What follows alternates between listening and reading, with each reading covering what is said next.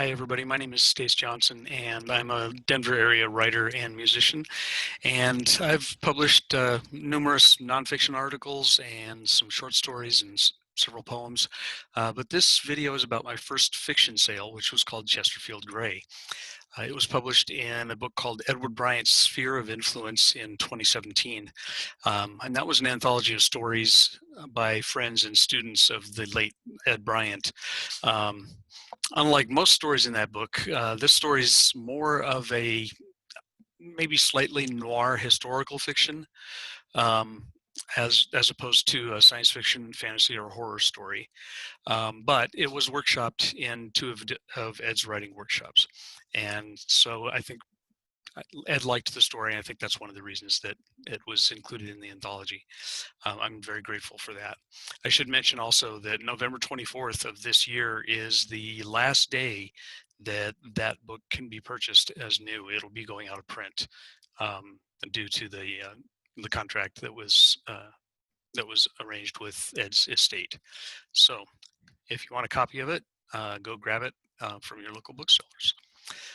This story, excuse me. This story, Chesterfield Gray, is inspired indirectly by my uncle Wayne, who sustained life-threatening injuries from a kamikaze ambush while stationed on the Saratoga in World War II. They patched him up and they gave him a new eye, and he stayed ornery through the rest of the 20th century. He doesn't really appear in the story, but thinking about him is what got the germ of the story going for me. So without further ado, I'm going to switch over to Kendall here and read the story to you. Chesterfield Gray. The glow of her cigarette tip, limned by swirling smoke, brightened to orange as she took a hungry drag. The tip faded to a dull red as she held the smoke, then almost disappeared as she exhaled a thin stream of Chesterfield Gray. She closed her eyes and bent her head back, holding the cigarette high between two fingertips, her crimson nails matching the lipstick stain on the unfiltered butt. Her dark brown curls tumbled from beneath a red, wide-brimmed hat and blended with the walnut paneling before splashing onto her bare shoulders. She opened her eyes, lowered her head, and focused on a sailor across the room. He sat alone against the wall, his hand wrapped around a sweating highball. The sailor kept his head down, ignoring her gaze, while a tinny radio played Benny Goodman in the background. A few tables away, two more sailors stood and adjusted their white hats to appropriately jaunty angles. One of them gestured to the lone sailor. "Hey, Tony, you coming? We need to get back to the base by 1800. The sailor tilted his chair back and looked at them, his head lolling to the side. "I'll be there," he said, waving. "Don't worry about me, boys. I'm so short I couldn't be worth the MP's time." "Yeah, Tony, you're so short you'll have to knock on the door because you can't reach the knob," the other sailor said, grinning.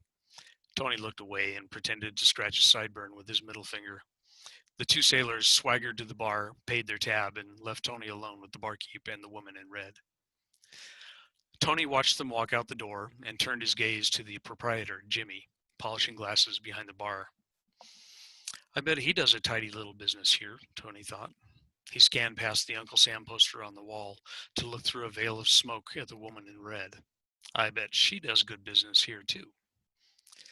He knew what would happen next. When her cigarette was finished, she would pull out another, glide over to his table and ask for a light. She would expect him to hold a lighter for her, and she would sit down next to him, crossing her legs and showing a little knee.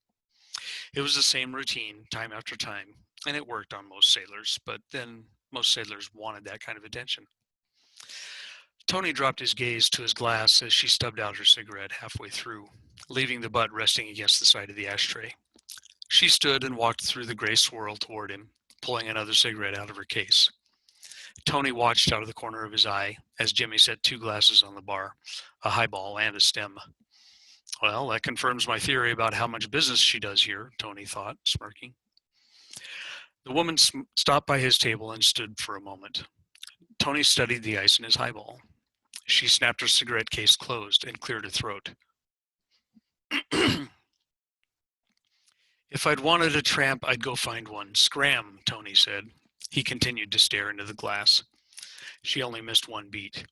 "Is that any way to talk to a lady?" she asked. "Nope." Tony looked up at her. She arched her eyebrows and turned her head to the side. I see, she said. How about a light then? Sorry, I gave up smoking in the hospital. No lighter.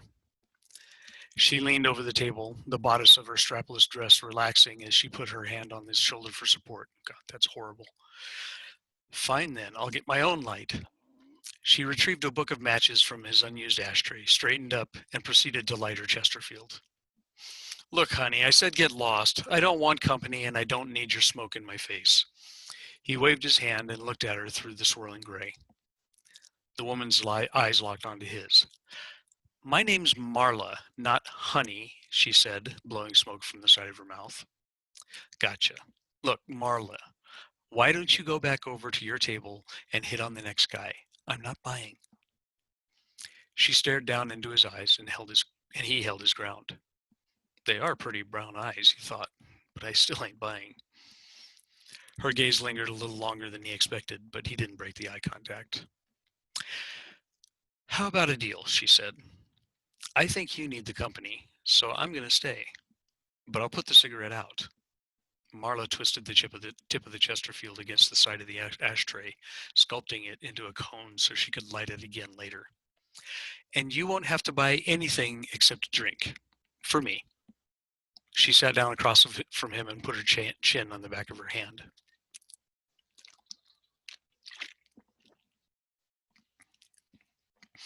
Tony rolled his eyes and looked at Jimmy behind the bar. Jimmy shrugged in answer. Tony sighed, then held up 2 fingers. Jimmy nodded and began to fill the glasses he'd set out earlier. Tony looked at his fingers in the V for victory position. He shook his head, snorted, and downed the rest of his highball, his lips curling backward as he swallowed. What's funny? Marla asked, her eyes narrowing. Nothing's funny, Tony said. Well, you laughed like you thought something was funny. No, I snorted because I thought something was ironic. Oh, I beg your pardon. Let me rephrase that. What's ironic? Tony held his hand up in a victory symbol again. This is ironic. V for victory. Churchill started it a few years ago before Pearl Harbor, remember? What's ironic about it? It seems to me that we're on our way to victory, she said. It's pretty clear that Japan won't be doing anything for a while after those 2 bombs we dropped on them earlier this month. Jimmy walked from behind the bar carrying their drinks. Yeah, but is that victory? Sure, now we've shown the Japanese that the Potsdam Declaration was not just words, and they'll probably surrender. But is it worth the cost? 150,000 innocent men, women, and children dead? He looked up as Jimmy arrived at the table. Jimmy set the fresh drinks down, another bourbon for the sailor and a glass of red wine for Marla. Son, a lot more than 150,000 have died during an extended campaign in the Pacific or an invasion of Japan, and a lot of them would be Americans. He scowled, then walked back to the bar, taking the empty glasses with him. Marla watched the sailor. Her eyes narrowed. You don't agree, do you? Tony looked over at her over the top of his glass as he sipped. He lifted the glass and swirled it, watching the light shine through the brown liquor and ice. I don't know what to think anymore. All I know is that there's been enough death, both civilians and servicemen. He rubbed his left shoulder. What ship are you with? Marla asked, watching him work the muscles. Technically the Saratoga, but I may as well be assigned to the USS Desk right now. We put in for repairs at the Puget Sound Yard in Bremerton a few months ago. Like the ship, I needed some repairs and stayed in the hospital for a while up there. Then they sent me down here to finish my tour, and the Sarah shipped out. I'm shuffling papers for the next couple of weeks, and I'm done. Marla nodded. Where did you see action? She swirled her wine glass and took a sip. Tony took a deep breath. Off Iwo Jima. We were running with a light escort when we got ambushed. 7 direct hits and 2 attack waves. 3 of those hits from kamikazes. I was moving ordnance below deck right where one of them hit. The shrapnel messed up my shoulder pretty good. He nodded slightly to the left. I was lucky, though, he continued. The poor bastard helping me got one whole side of his body burned. I heard they flew him to Pearl. He looked up at Marla. I don't know if he even made it that far. Marla shook her head. Kamikazes.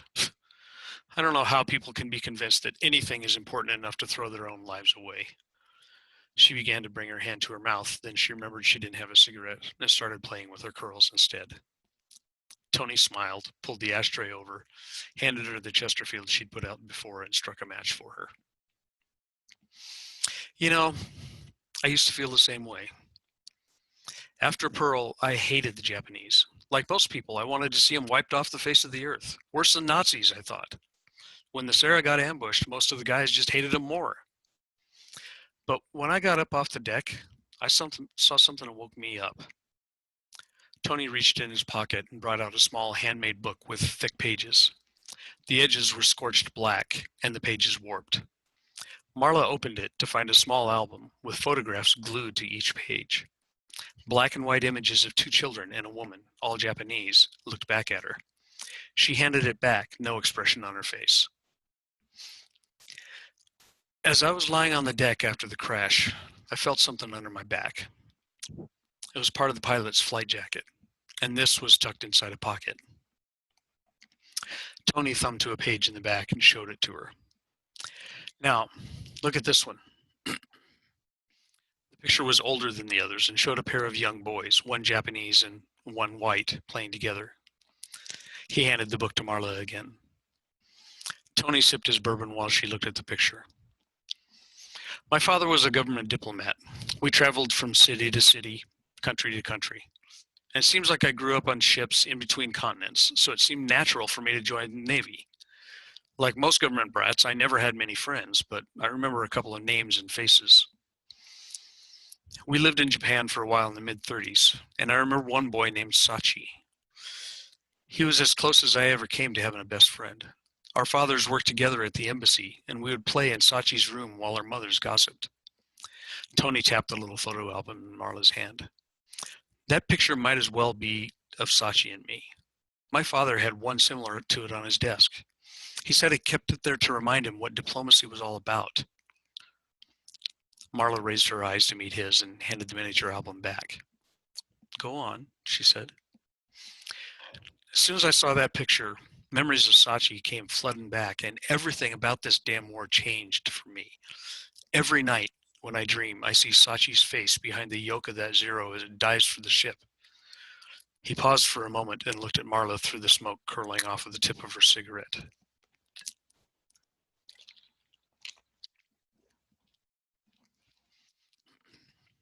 You know, it's not all black and white, us versus them. There's a lot of gray area. It's silly, really, to have to say that, but we're so blind with hatred and anger that we forget it.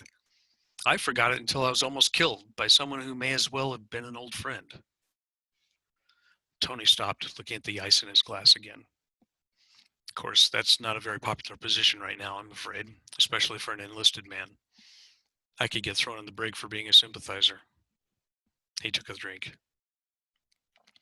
Marla reached over and pulled his chin up. She looked in his eyes. It may not be popular, but it's honest. And it comes from experience, she said. I'm not sure I agree with it, but you certainly seem to have conviction. She laid her hand on his, and Tony let it rest there. Jimmy at the bar leaned in close to the radio. He called for their attention and turned up the volume knob. A crackly voice announced, "And now, the President of the United States." The speaker popped a couple of times, and the familiar voice of Harry S. Truman broke through. I have received this afternoon a message from the Japanese government in reply to the message forwarded to that government by the Secretary of State on August 11th. I deem this reply a full acceptance of the Potsdam Declaration, which specifies the unconditional surrender of Japan. In the reply, there is no qualification. Arrangements are now being made for the formal signing of surrender terms at the earliest possible moment. Truman's voice crackled on, listing the details of the Japanese capitulation, while outside the bar people shouted and car horns blared. Jimmy sighed, poured himself a drink, and looked across the tables at Tony. Well, you got what you wanted, son. It's over. It's no good for me, I'll tell you that. After all the sailors make port and catch trains home, I'm going to have a hard time keeping the doors open. Jimmy shook his head and pointed at the woman. You're going to have a tougher time of it too, Marla. he said. Marla looked away and stared at Uncle Sam's face on the wall, his finger pointing at her as he proclaimed, "I want you." The door flew open and a sailor burst into the bar, yelling, "Have you heard the news? It's over! We won!" Jimmy smiled back at the sailor and raised his glass. "Yeah, we heard you. You want a drink to celebrate? It's on the house." "No, thanks, Jimmy. I actually came in to see Marla." Marla broke off her staring contest with Uncle Sam and turned to face the sailor. He walked across the room and knelt down in front of Marla, oblivious to Tony's presence. He took her hand. "Marla, I want to thank you for, well, everything." He looked into her lap, blushing. Marla held back a smirk and rubbed the back of his hand. The sailor looked into her eyes and continued. But I've got a girl back home, see, and I can't wait to see her. She's everything to me, you know."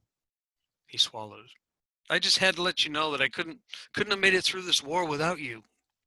He kissed her on the cheek, then turned and walked across the bar. At the door, he turned and waved. "Bye, Marla." "Bye, Pete," she whispered, raising her hand a little. Pete walked out and rejoined the growing celebration in the streets. Tony watched a vacancy gloss over Marla's eyes. For a moment, she was someplace else. Then the focus came back into her eyes. She turned to Jimmy and said, "Well, I'm nobody's fool, Jimmy. It's probably about time for me to make some changes anyway." She turned and looked at Tony. Tony studied the table's wood grain as Truman's voice droned on about the proclamation of VJ Day, waiting upon the formal signing of the terms of surrender. It was really over. He felt the war slipping off his shoulders like the sweat running off his eyeball. Just the formalities left, he thought.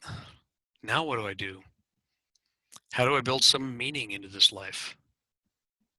He felt a squeeze from Marla's hand and looked up into her eyes. Marla took a long drag on her half-smoked Chesterfield, looked at it, then stabbed it out in the ashtray, not bothering to sculpt the tip.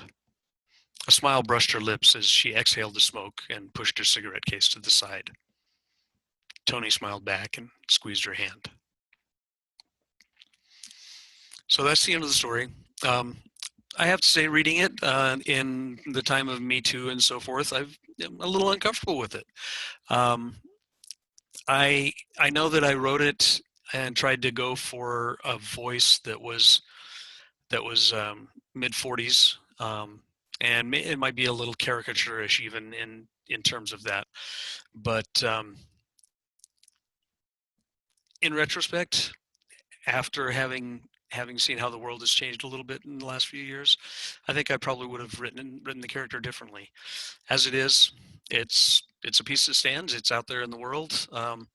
Hopefully it's not too bad, but and hopefully there's a little bit of redemption there for all of the characters. But anyway, thanks so much for watching. If you watched for this long, I hope you have a great convention, and I will see you guys elsewhere, virtually or whatever. Thanks.